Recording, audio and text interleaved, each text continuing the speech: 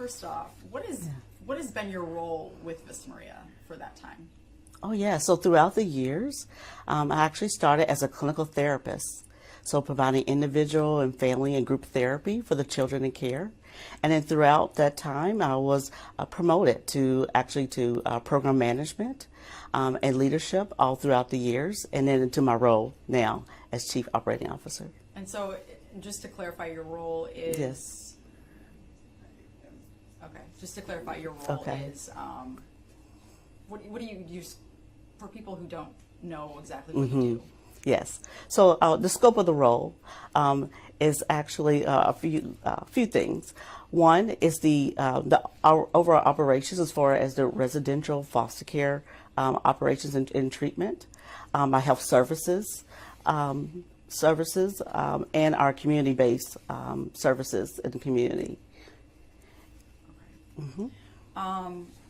As you know, just with our recent stories and some of our reporting and speaking with, I believe, about 10, at least 10 publicly, I guess, on the record, former staff, current staff, former residents, teen girls from the facility.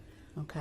We've gotten some complaints, not only from them, but from Dearborn Heights Police, trying to get a handle on runs to this location. Yes. We've also recently spoken with Dearborn Heights City Council. They said they've now gotten some complaints as well. And as you know, this all started when a 16-year-old went missing. Yes. When we heard about those hundreds of runs to this facility, I guess, in the last year or so. Can you tell us why police would say they're called here so frequently, and why they would say this is such a problem? Thank you for that question. And we were just as concerned and alarmed as we was going through that particular moment in time, actually.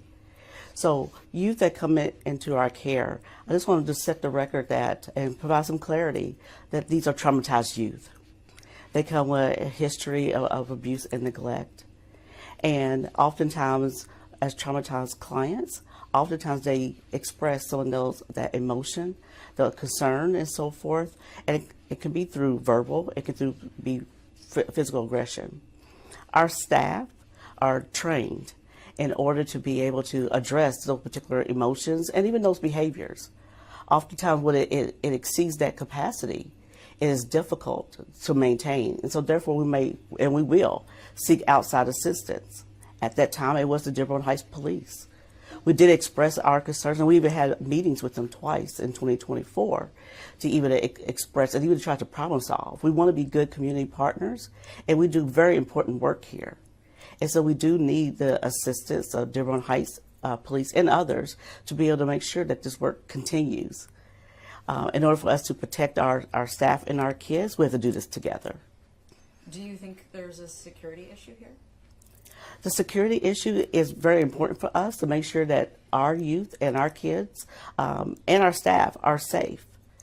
It's important that for our campus that we protect them from those from the outside, meaning when you come to our campus, only those who are allowed visitors and family and staff are allowed to come to our campus.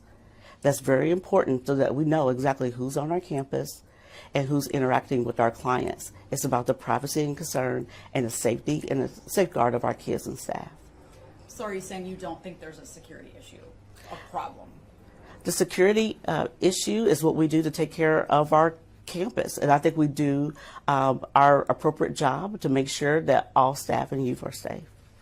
Current and former staff members allege an extreme, you just said that I think from what you just said, you believe that your staff is adequately trained, but we do have current and former staff members saying they don't feel trained, Okay. and there's actually lack of staff. There's not enough staff to cater to the children here with such needs, you know, with trauma and things like that. First of all, what is your response to that? Yes. So one thing regarding our training. So for any of our new hires that do come in, let me start there. They receive 40 hours of training. That training consists of from trauma-informed care, restorative approach, crisis prevention and intervention, motivational interviewing, any of those particular topics that are evidence-based in addressing traumatized clients. And then from there are paired with skills trainers actually in the unit to be able to provide that particular service. And then as they continue on 1 year and even beyond, then training is also offered also. Training is essential. Training is ongoing. It's important for what they learn and practice the skills so that they'll be able to be, of course, confident and competent to be able to address, of course, our most vulnerable populations. With our staff, this is, again, important work and it's hard work. And it takes a certain individual to definitely be dedicated to be able to handle these acute behaviors that our kids may demonstrate from time to time. Not all the time. You are able to be able to handle their emotions appropriately too, and that's through the help of our staff. So you said training is offered. Is it mandatory after a certain amount of time? Yes, it is. We do have mandatory training. All of the training that I just indicated to you is mandatory, and then those that are offered after is mandatory also. So there's a certain number of hours each employee has to do. Per year? Per year. Okay. It's annual. And you said it does take a certain individual to deal with some of these, Yes. some of these girls and women. Can you tell us the hiring process and the qualifications for new hires? Sure. So with each of the particular roles, especially for those who are working directly with our youth, so a background in social work or mental health counseling or any from the child welfare aspect, it will be ideal of our candidates as they are interviewed.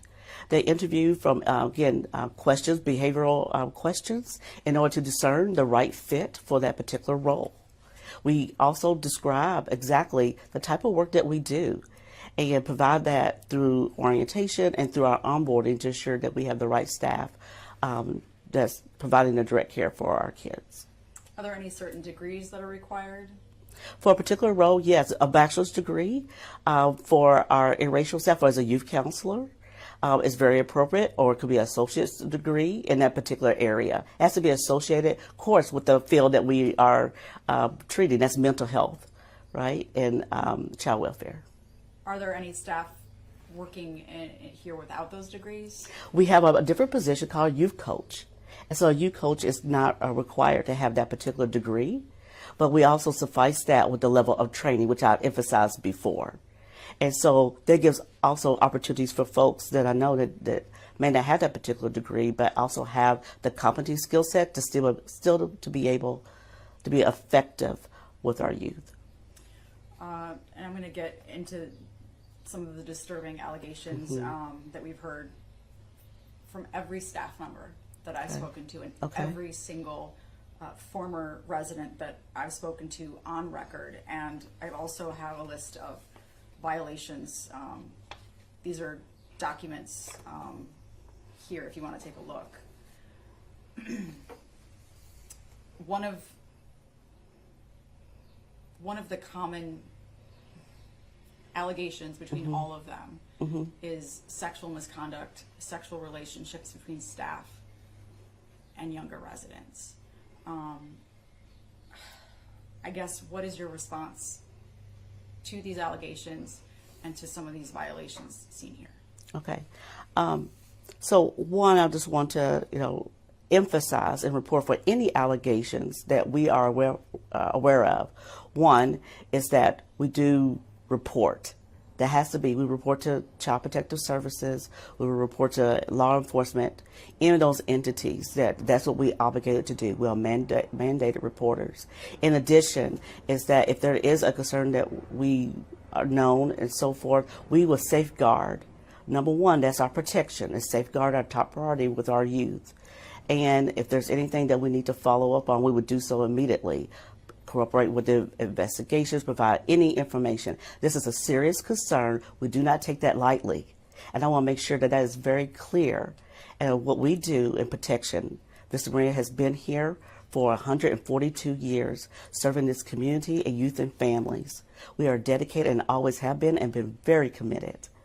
And I think that's very important, that anything that is that comes to our attention, that we do respond. What is the process when a violation is found and terminating a staff member versus suspension regarding these kinds of allegations? So if there is any allegation and anything that is reported to us from the state of Michigan as far as a investigation and so forth, we follow up and follow through whatever that correction of action is. It could be up for that employee that, yes, that may include termination. Again, it's a safeguard of our children, and what we do immediately to respond if there is such an investigation and it yields such results. Is there anything done after the employee is perhaps terminated to ensure that they're not contacting the resident after? Is there any policy in place or? So for any employee that is terminated, they are not to have any contact whatsoever. So there are important aspects or policy procedures that we will follow to ensure they do not have access to campus, they don't have anything that of means that should be able to have a contact with anyone in care. There are some violations listed here, specifically on February 26, 2025, February 27, 2024. I know that you say you have mandatory reporting that are specifically listed, that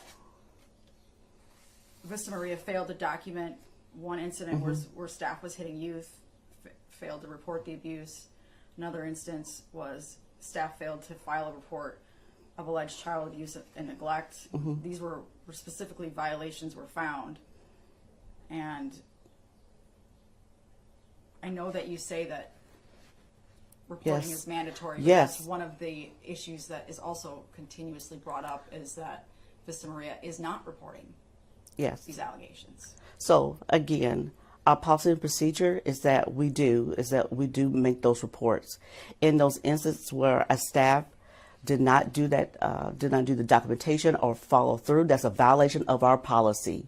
We follow through with the employee, with our process, if they have failed to do something. We also take it seriously for if there's any additional training for all of our staff to ensure that they are following the policy procedure to report. And that is important that we do so. So I just want to make sure that that is clear, as you have indicated. So if something isn't reported and there's an allegation made, walk me through what the policy is. So if there is something of an allegation and for it to be reported, the staff actually has to, one, is to clearly to document, actually consult with their supervisor and their manager. Of course, that's in conjunction with reporting to CPS. And through that, we follow through from that CPS report on the next steps for potential interviews with staff or with clients, whatever we need to do to follow that process.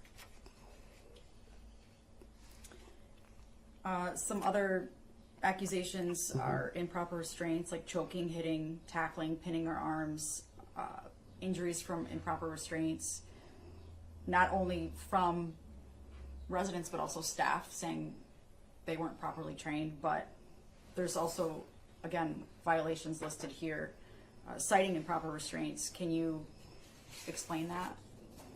So let me explain our process. So from when an employee is here, as a new hire, they go through orientation and onboarding. And through that, they actually get training on the proper techniques of how to physically restrain. Not only that from orientation, but also too, we have scheduled refreshers that employees are to attend. That is mandatory. And so with those refreshers, those trainings are to happen, and of course employees are to attend, so that they do have the proper techniques to do so. Any employee who, again, fails to follow our process and our policies, that's a violation. And so our leadership and so forth is able to respond accordingly to that employee and be able to handle that so that there's no other injury or anything. Again, we make sure that we have the right staff and that they are sure that they understand the policy procedure and then they follow it through. It's about leadership, responding and addressing. Training is essential and ongoing, and then we address it immediately. I'm just going to go through Sure. other allegations. Again, documented violations include staff members allegedly drinking, using drugs in front of residents, verbal threats, derogatory language by staff to residents, lack of supervision, which, again, this is according to violations found, is leading to allegedly consensual sex between residents, self-harm and isolation, not enough activities. What's your response to those?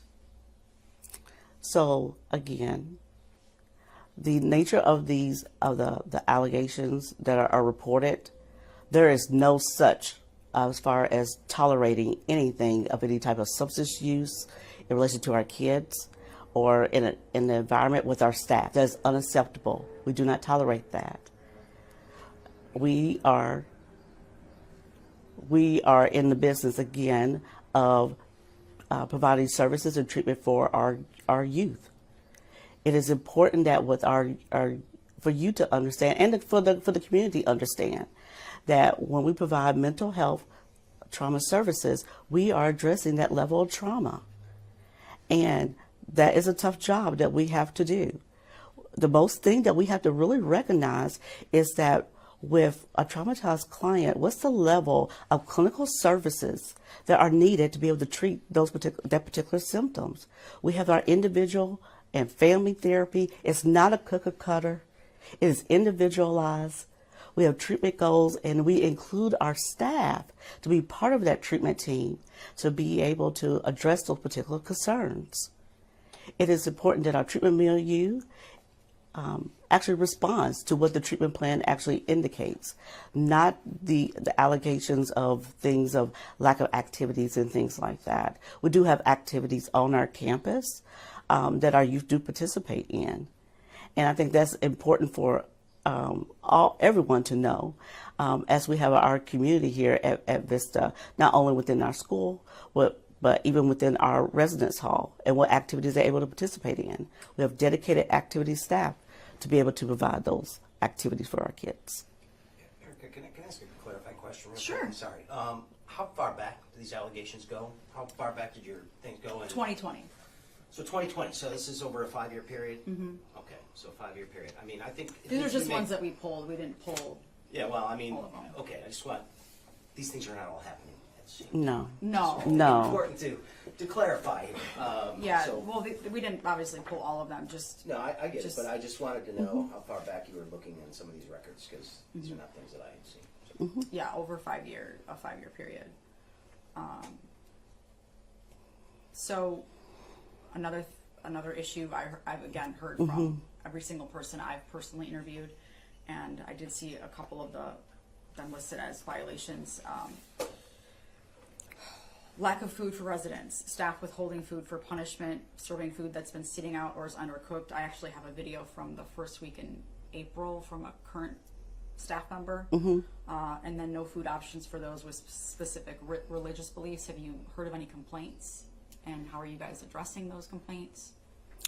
Okay, so no, there are particular complaints you indicated that is not known to me. Which ones? So were you talking about withholding food or the religious pieces or whatever? I forgot all of what you listed there. The religious one is listed as a violation.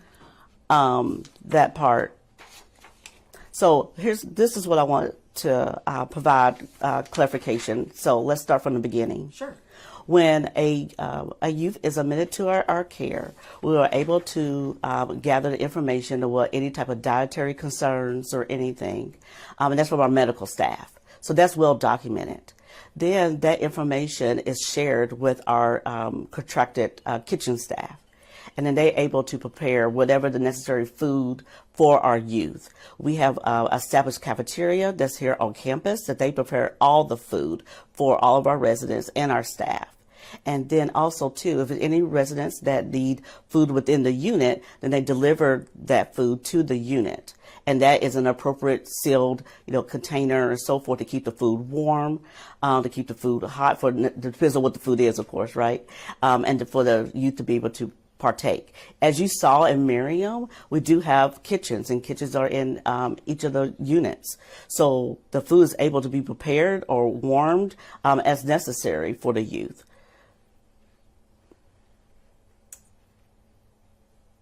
Okay. Okay.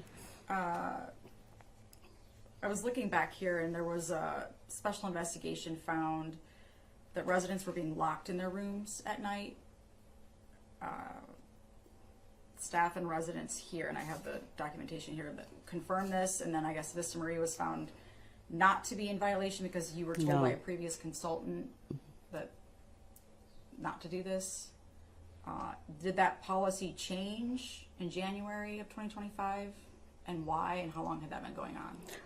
Yes. So for clarity with that, that was in relation to policy changes. It was in coordination with the state, which we partnered with. We had actually a meeting prior to that, talking about the necessity of what it means for doors to be secure and unsecure and where. And so with that, we was able to clarify at that time, even from all three shifts. So what did it mean for doors to be open and secured on day shift, afternoons, and midnights? And that's when that particular thing occurred about which doors should be secured. So the thing is that we was able to make that shift. There has been no issues from there, and we have appropriate staff on midnights to be able to, again, continue with the safeguard of our children. So I'm not sure. So, I mean, just to clarify, is this something that the state mandated that all facilities like yours do? Yes. Mm-hmm. Not lock the doors, or right. Yes. And this was okay. So this was mandated recently.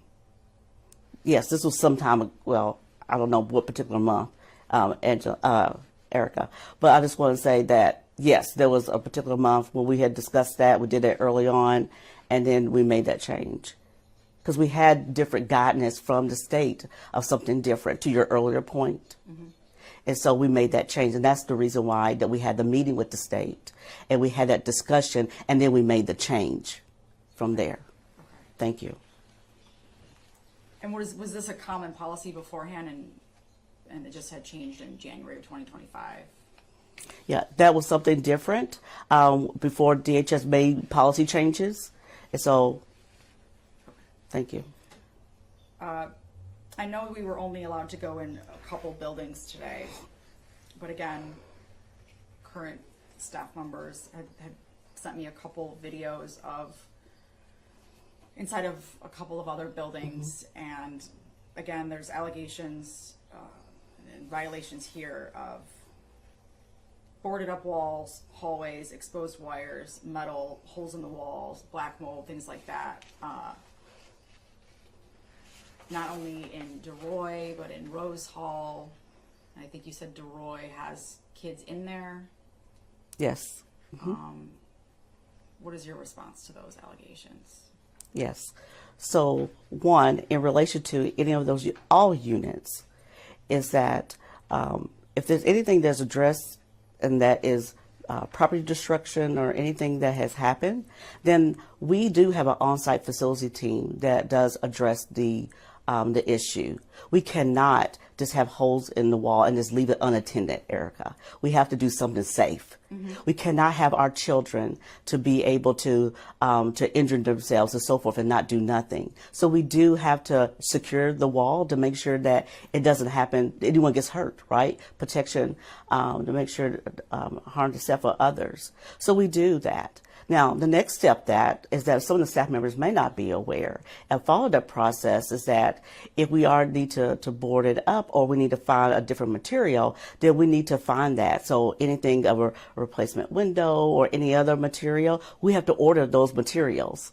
And then we get those materials here, and then we're able to fix those concerns there in the building. We do have a facility maintenance schedule and so forth, which they follow for each of the units, and to be able to fix those particular areas.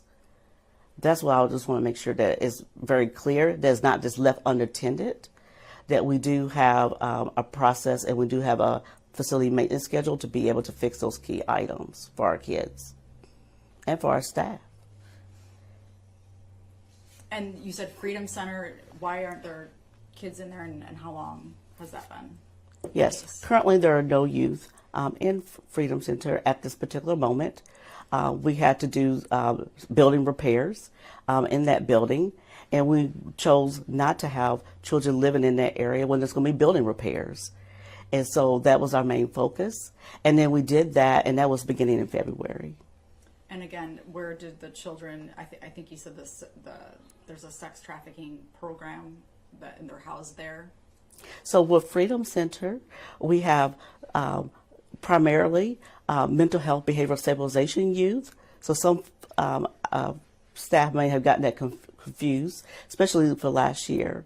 And so we focus on mental health behavioral stabilization, and then those who have trafficking related traumas could be admitted also to that building. At that such time, there was not a particular youth that was in there, whatever the time frame that you was mentioning. So I just want to make sure that with the repairs that we had in Freedom, that was intentional, and we want to make sure that the building is totally repaired before any youth are to re-enter.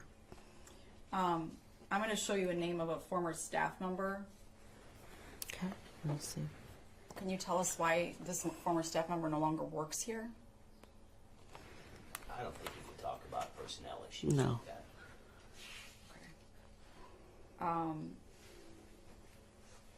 What is your response to Tasia Keaton's family and police not notified of her disappearance immediately? So, first I want to say thank you to Dearborn Heights Police and so forth, and all those involved as their support in finding Tasia. We was definitely happy and of her safe return, and also too it is for support of her family also. For our process and procedure for any youth that is reported to AWOL from campus or wherever it may be, is that we call the legal guardian. That's part of our policy and procedure. And so we call the legal guardian, we call the police, the law enforcement, and so forth, and we make sure that we follow our process. That's what the immediate concern is. And then also, too, is that for any staff member who may have any information, we document and we alert. And so those are the top things that we do. And I just want to say that this is how important that with any of our kids, what do we do to protect, and also too, if any of our kids have decided or have a tough time, whatever may be going on, and then they feel that they must leave, we have staff that can be able to engage with them and talk with them and to encourage them, because again, Eric, I hope you understand, with children who are traumatized or going through mental health treatment, it's hard for them. They often feel that they are alone, and they're not. But it's hard when you're in that space. I've been here for 21 years. I understand when working with clients, especially our girls, and how hard it is, and how hard it is with our staff also. We have to be able to do what's right and report, and even supporting our families throughout this also. So you've been here 21 years. Where are these complaints coming from then? Where do you think the problem is? Well, I do think that with any of our work that we do here at Vista or any type of child caring institution such as us, right? Any other type of residential treatment center, again, this is tough work. It's not easy. We have very strict guidelines that we have to follow from the state of Michigan and so forth. And we have to make sure that we meet those guidelines and those requirements.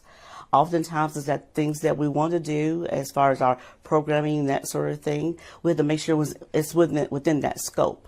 So sometimes it is the education and understanding that there are certain things that we are able to do, and we do that within our mental health trauma treatment programs.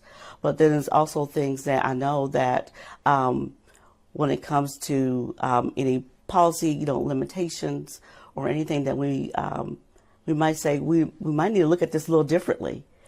The one thing I will say is that throughout this, and even before all of this, again, from Vista Maria being here for long standing in this community, we've always partnered with the state of Michigan, and we've had very good conversations with their leadership and so forth, expressing some of our concerns, even our challenges, and even our struggles there. What's your concern? Yeah. My concern is that I want us to continue as Vista Maria to, number one, always be in the forefront, top notch, as far as safety and protection of our youth and of our families. That's number one. Our concern is ensuring that with all the support that we need from even our external partners, that we continue on with that partnership, not rupture or fracture the partnership. We need to be stronger as ever. We need to strengthen our partnership because our kids and our family, they need us. If our partnerships are fractured or broken, then we're doing a disservice to our youth and families. That's my concern. So you think, and I just want to recap here. Okay. You feel staff is adequate as far as staff levels, the training's adequate or good. Security's great. Why are police here so much? Yes, right. So for one, for staffing levels, as I mentioned before, right, we have to ensure that we are getting the right people to be dedicated to this work. This is hard work, and our staff work day and night to make sure that we are delivering that innovative, care and treatment and education for our youth. That's number one. The training is always ongoing, and we will always include new training, Erica. We have to. If the behavioral acuity for our kids continue to increase, we have to continue with advanced training. It doesn't just stop with the basics. We just cannot do it because, again, that will be a disservice. So advanced training is always going to be optimal, and we will always continue to evolve. Also, too, in relation to needing, constant outside assistance from Dearborn Heights Police, as we did last year, we have changed different protocols and those sort of things to ensure that we are, as our team, continues to respond in a timely manner and be able to do what we can do within our capacity. If we're limited and so forth, we have to seek outside help. We have to. Safety of our kids is paramount. And I hope that those in the community understand we cannot do this alone. We need a partnership of Dearborn Heights and others in order for us to do this very important work. What you said you changed some protocols, procedures. Can you tell us what those are? So, and again, as I mentioned before, we were living it. We was just as alarmed of needing the Dearborn Heights on our campus. We was very concerned. And so we did assure with our staff and with especially for our residential leadership, that how can we do things differently, right? We had to look at our internal processes. When was with this. So we met with Dearborn Heights in April of last year and in December. Okay. So we met with them twice. And so we informed them and we talked with them and shared our struggles. And to describe to them what type of work that we do, I think oftentimes it's a misconception that we have youth here that we can actually do certain things with and prevent them to do X, Y, and Z. We have certain limitations of which we're operating in. And we have to be able to do this safely. That is so important. And that's the reason why I wanted to talk with you today, to share the type of work that we actually do. Again, it's important for us in understanding that no residential treatment facility or center is perfect. I'm not claiming that we are. But one thing I am committed to do is to assure that whatever that we're doing in our improvements there, that we're doing it, we do it well, we do it with a team approach. We're not doing it in a vacuum. We're doing it in concert with partnerships, and we need that of the community. Okay. I think that's all I have. Thank you. Thank you. So, just so you understood, I mean, one of the questions that she answered was in regards to, you asked about not notifying the family. their responsibility is to notify the legal guardian. And in that That's what I situation, said. it's the state of Michigan's legal guardian. Many instances, the state will have specific instructions about who you can and cannot notify of certain things. So it's up to the state to then contact the next of kin if they determine that that's something that's in their interests.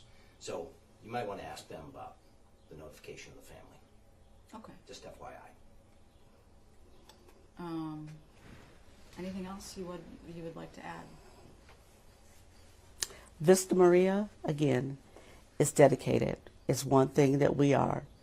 We foster restorative relationships, and we deliver the care, treatment, and education for our youth and families. And that's very important in order for them to heal, believe in themselves, and the skills necessary for success. We will always be committed to that. That's our mission. Okay. Thank you. Thank you. Thanks, Erica. Are we clear? Clear. All right. Thanks for the time. Thank you.